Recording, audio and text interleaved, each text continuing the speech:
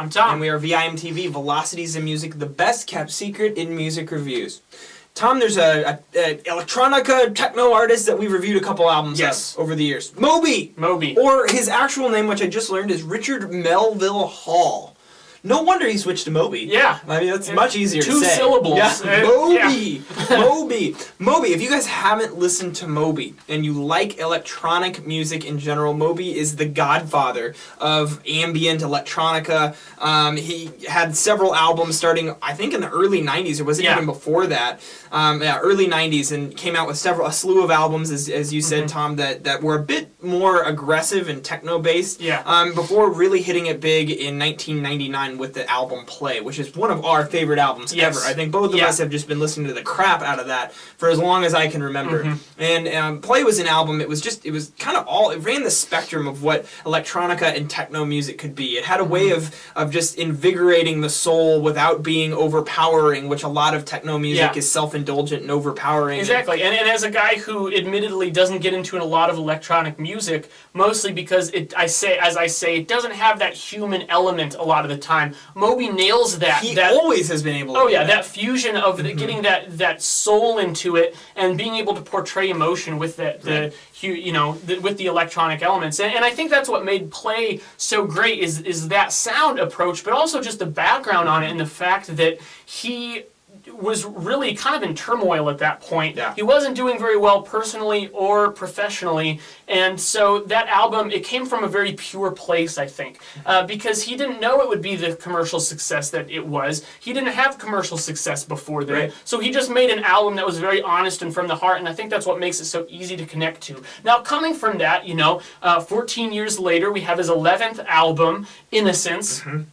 And it's a very different kind of album. It's a very different record. Watching the evolution of this guy, we've reviewed 2 Moby albums before, as you mentioned. We've reviewed Wait For Me and Destroyed. 2009, 2011. Yep, that's right. So, I mean, he's consistently putting material out there. And he really has, compared to his very early stuff from the 90s, he's really moved more towards that kind of atmospheric, moody. I mean, I would say that mood is the focus. Yeah, it's a mood bomb. It's all about creating these, I wouldn't go as far as to call it ambient, but he definitely plays with ambient textures and things like that. It's all about creating that mood and atmosphere that really takes you to this otherworldly place. It really makes you feel the experience of listening to a Moby record. Tom, before we turn on the camera, I was saying I hate reviewing Moby albums, but I absolutely love listening to them because it's an experience, and Moby makes that experience. It's a very personal one that it's hard to talk about, really. It's kind of like, that isn't an Elvis Costello quote, talking about music is like dancing about architecture. That's what I feel like about Moby, and it's very hard to talk about, but we're going to do our best. Now, we reviewed Wait For Me, which is in 2009, was a really cool album. I think it's a highlight of Moby's back catalog. Then in Destroyed in 2011, much more, I mean, he designed that album to be a sort of late night walking down an urban street sort of thing. It has this emptiness to it. Innocence is kind of the middle ground in between those 2 albums. There's definitely that emptiness feeling from time to time, but it has a lot more of the melody that Wait For Me had. Now, Wait For Me did get cold at times, and this definitely gets cold at times, but there's a lot of moments on here that are a little bit more upbeat. Definitely. Particularly in track 5, The Perfect Lie. That's an anthem. That actually is a very upbeat track. Features Wayne Coyne of the Flaming Lips, and Wayne Coyne is just not as good of a vocalist as Moby is, and it's very obvious that it kind of takes away from the experience.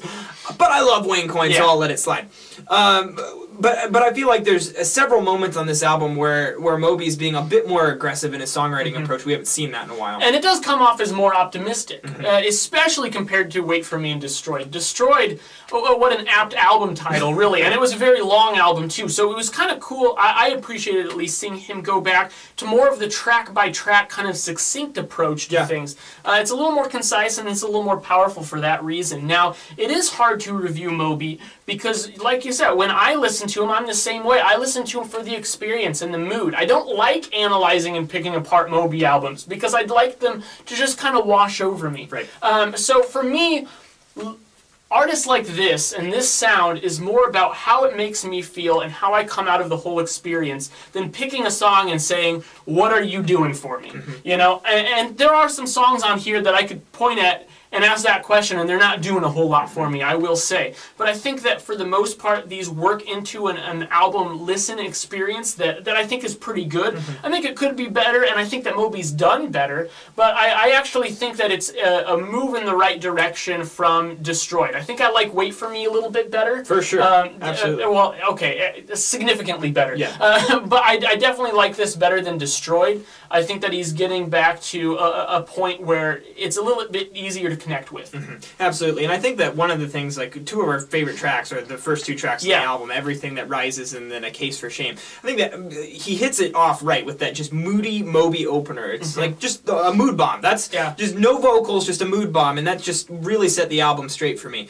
And then A Case for Shame was a great track, and then Almost Home. Those first three tracks really set up the album to be something that it didn't end up being, I think. I think that the album does go down in quality. There's a lot of guest vocalists on this album. They do a lot of just like that moody Moby chorus that he always does, where it's just like he's kind of like a lot of soul-influenced vocal parts and melodies that I don't want to say they sit in the background, but they aren't like everything about Moby's music is to have the whole song be an experience. It's not to have this part is the focal point here, this part's the focal point here. It's not segmented like a lot of other rock and pop music is. And for that, I have to give the guy credit. I think one of the more aggressive tracks on the album, which really this album kind of has a Massive Attack vibe. It's a bit more beat-based than I've heard in recent Moby albums. Track 9, Saints, I thought really hit that up, had that really big string presence at the back end, and was a strong track. And then the closer, The Dogs, a little bit longer, a little bit more experimental.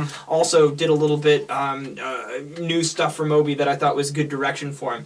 Moby sings less on this album than in past. And that's something, I've always liked Moby's voice. I think it works very well with his music. It has just this this fullness to it that really gives it a good tone. It works well with just the aesthetic that he's going for. And him not featuring other artists and not singing as much, I think makes this just not quite as relatable to me for whatever reason. I agree, because you don't feel like it's coming from him as much. And that's why I was saying I think it's a move in the direction towards being more relatable and people being able to connect to it, but it's not quite there.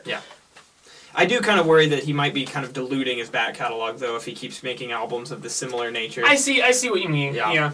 What did you think about this album, Tom? What are you going to give it? I'm going to give it a 72. I'm going to go 68. 70 overall from Moby, I think that's fair. If Play was like a 90 plus and Wait For Me was an 80-ish album, this makes sense that this would be about a 70, steps it down. What did you guys think about Innocence, the 11th effort from a great artist in Moby? We really want to know. What's your favorite movie? What's your favorite movie? What's your favorite Moby album? Let us know at www.velocitiesandmusic.com or youtube.com/velocitiesandmusic. Also follow us on Twitter, like us on Facebook, let us know what albums you're into and would like to see us review on this channel. I'm Jake. I'm Tom. And we are VIMTV, moving music critique forward.